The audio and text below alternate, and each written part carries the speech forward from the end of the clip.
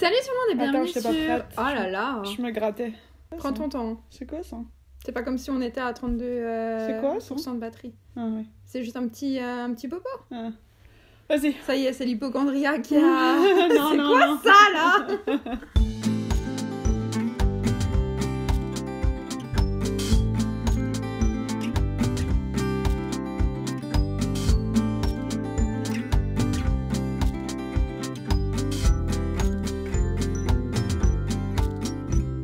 Salut tout le monde et bienvenue sur Let's Talk. Aujourd'hui, on a décidé de parler de homosexualité parce qu'on veut voulait un peu changer, tu sais, genre être un peu plus original dans nos contenus de vidéos. Donc là, on s'est dit de quoi on parle jamais.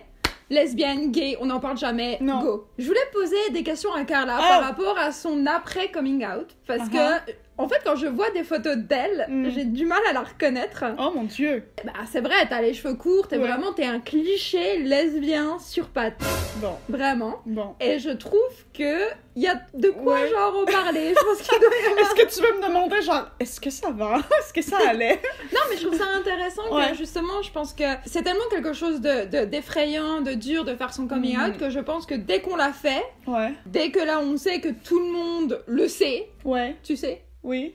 Eh ben, je pense qu'en fait, on veut montrer vraiment à tout le monde qu'on est bien lesbienne. Voilà. Et je pense qu'il y a aussi comme une appartenance à la communauté, etc. Mais bref, ça, c'est mes suppositions. Bon, dis-moi. Il y a quelqu'un qui m'a dit récemment, j'aime pas le mot communauté. Parce que ça fait un peu comme on met les autres de côté? On se met de côté, en fait. D'accord. Nous, alors que ce qu'on veut, c'est être traité comme tout le monde. T'sais, on veut pas être différent, on veut pas être original, on veut pas être les autres. Et moi, j'ai dit, je pense que les communautés, là, on prend la communauté LGBT parce que c'est très marqué et il y a un mot précis pour ça, mais moi, je pense qu'il y a il y a des millions infinis de communautés. Tu sais, il y a les communautés de personnes qui aiment le métal. Non, mais là aussi, c'est complètement différent. Comme je suis d'accord. C'est comme les gens qui disent « je comprends pas comment de nos jours, faut encore faire leur coming out ». Le mot communauté, je m'excuse, mais il y a 30 ans, il fallait qu'il y ait une communauté et justement une entraide. Et moi, je pense que la communauté, c'est un groupe auquel on appartient.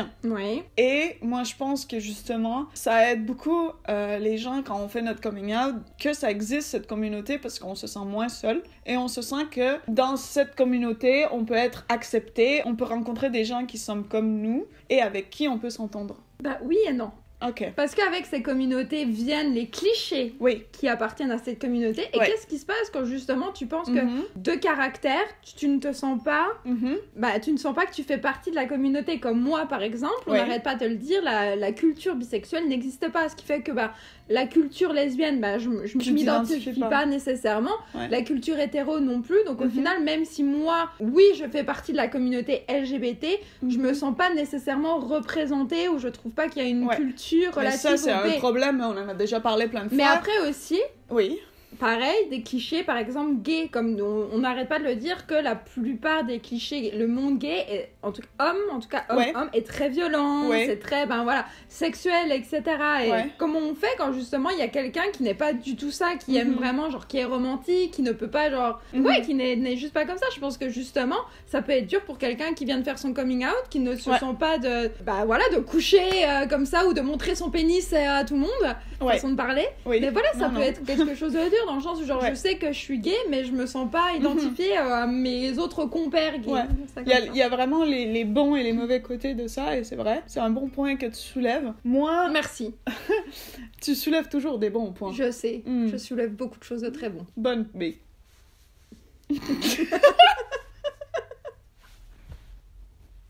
Et moi... C'était bonne, hein? Ouais.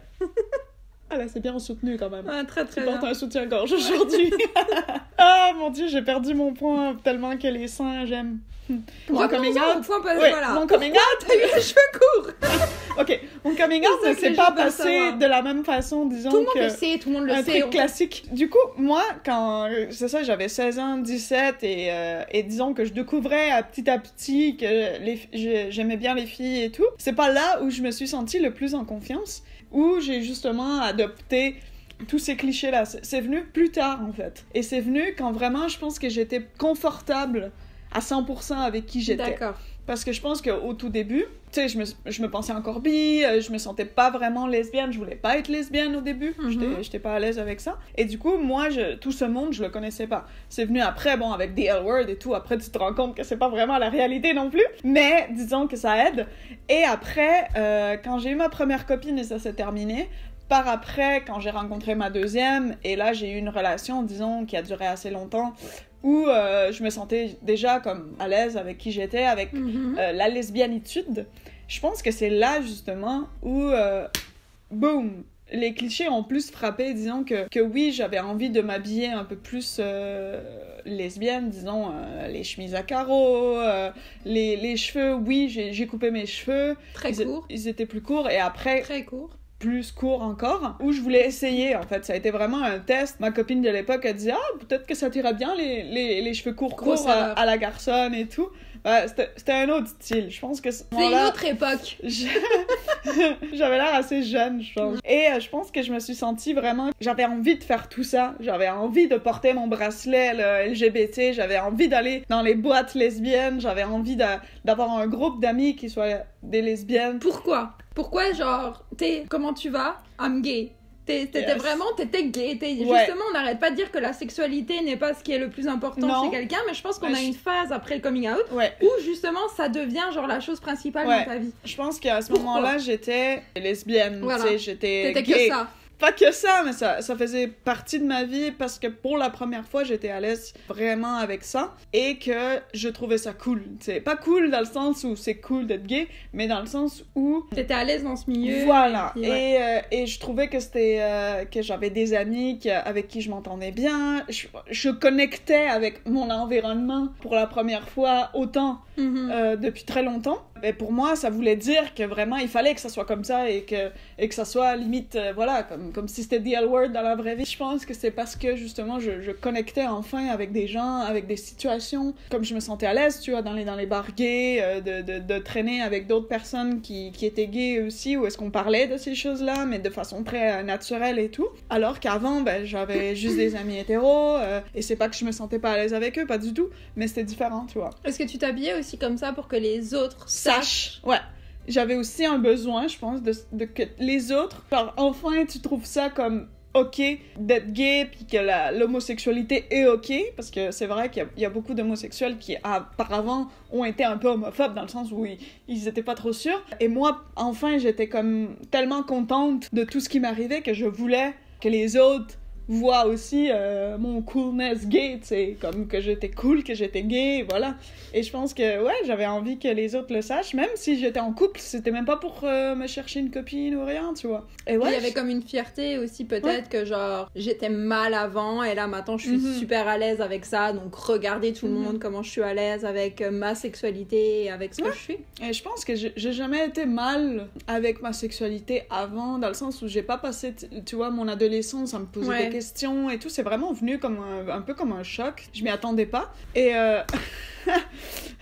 et c'est pour ça que je peux pas me dire que j'ai été malheureuse avant par rapport à ça. Je pense qu'il y avait des trucs qui laissaient entendre ça, mais ça m'a jamais posé problème jusqu'à ce que je commence à avoir des doutes. Et là, j'étais comme, je veux pas être ça, en fait. Et quand, justement, je l'ai accepté, c'est par après que j'étais comme, en fait, c'est correct, je suis cool, je suis la même personne, mais je suis encore mieux avec moi-même, donc je veux que tout le monde le sache, et que limite on se trouve entre nous, tu vois, comme à l'université. La première chose que j'ai fait, c'est aller m'asseoir à côté de la lesbienne de la classe, et on est devenus très proches, et on se parle encore aujourd'hui. La lesbienne de la classe. Voilà. Non, du coup, c'était toi aussi la lesbienne de la classe. On était deux. Et du coup, j'allais m'asseoir à côté d'elle, et voilà, je pense que c'était le moment où j'avais envie de ça, tu sais, j'avais besoin de ça. Et justement, maintenant, cette phase, elle est passée, où justement j'ai pas besoin de crier sur tous les toits que je suis lesbienne ou de le démontrer avec justement des t-shirts gays, des bracelets gays, de me présenter en tant que bonjour je suis gay à tout le monde. Je pense que j'ai passé le cap où j'étais plus jeune aussi. Je pense que quand on est plus jeune on a besoin aussi d'appartenir à des groupes, à des choses, et maintenant c'est différent. Est-ce que tu penses que c'est aussi le fait que t'as quand même un peu, je vais pas dire refoulé ça, mais tout ce monde-là était quand même un peu tabou avant que tu fasses ton coming out, même si toi, en l'occurrence, ça arrivait très très vite. Une amie à moi a fait son coming out il y a très peu de temps. Ouais. Une de ses frayeurs, c'était vraiment de genre, j'avais peur que les gens me voient autrement après mon coming out. Mais ce qui était super intéressant, c'est que bien sûr, avec moi, clairement, elle allait l'esprit serein, elle m'a fait son coming out, mais je pense qu'elle savait très bien que j'allais pas dire, oh mon Dieu, me parle plus jamais. Dégueulasse. Dégueulasse. Non, je refuse d'avoir une personne comme ça dans ma vie. Donc du coup, c'est clair qu'elle prenait pas trop de risques, mais ça m'a quand même super touchée, donc qu'elle fasse cette démarche. Oui. Et donc oui, vraiment, le premier argument qu'elle m'a sorti, c'est que j'ai vraiment refoulé ça au plus profond de moi pendant vraiment des années parce que j'avais peur que les gens me voient autrement. Et ce qui était super intéressant, c'est que évidemment, pour moi, comme je dis, c'est qu'une petite facette de la personnalité de quelqu'un. C'est voilà, c'est comme si quelqu'un m'annonçait qu'il était végétarien. Pour moi, c'est la même chose. Là, genre, vous risquez de moins faire partie de ma vie si vous êtes végétarien. Non, je rigole. Donc c'était intéressant. Je pense que c'était justement la première fois depuis très très longtemps que quelqu'un me faisait un coming out officiel. Et ce que j'ai trouvé intéressant, c'est que même si moi je la voyais pas différemment après ça, sa personnalité a quand même changé, dans le sens où genre elle avait tellement une partie d'elle-même cachée. Voilà, il y avait des conversations qui étaient tabous, tout ce qu'elle voulait dire à propos de la communauté LGBT, qui elle aimait vraiment, les actrices avec qui elle avait des crushs, etc. Là maintenant tout est sorti d'un coup et on a eu plein de conversations comme ça, et c'était des conversations qu'on n'avait jamais eues ensemble. Et donc non, je la voyais pas autrement, mais ça m'a fait trop plaisir de voir qu'elle a comme ouvert une partie d'elle qui elle avait justement refoulée, et donc ça m'avait juste fait connecter avec elle encore plus et comme apprendre à la connaître encore plus. Quand on dit justement n'ayez pas peur, parce que quand vous faites votre coming out, 5 minutes après vous êtes toujours la même personne, n'ayez pas peur pour ça. Mais c'est vrai que on change quand on fait notre coming out pour le mieux, dans le sens où on dévoile enfin cette partie de nous qui est cachée, et ça peut juste être positif, parce qu'avant on cache quelque chose, on cache qui on est vraiment, et oui, on change pas la personne qui on est, mais on dévoile toute cette partie qui est refoulée, qui nous fait sentir coupable, qui nous fait sentir moins bien. Et dès qu'on se sent à l'aise avec nous-mêmes, en fait, on est juste plus heureux. C'est juste ça, en fait. Je dis pas que tout le monde devrait faire son coming out, mais je pense que dans la plupart, justement, le fait qu'on soit enfin à l'aise avec nous-mêmes, qu'on s'accepte, ça fait de nous juste des personnes plus heureuses, et forcément, ça change un peu la personne. On est juste plus heureux, quoi. Et je pense que c'est bien. Et voilà, c'était tout pour cette vidéo, j'espère que vous avez aimé. Écrivez-nous dans les commentaires ce que vous en pensez, suivez-nous sur nos réseaux sociaux, et on se voit la semaine prochaine. Bye!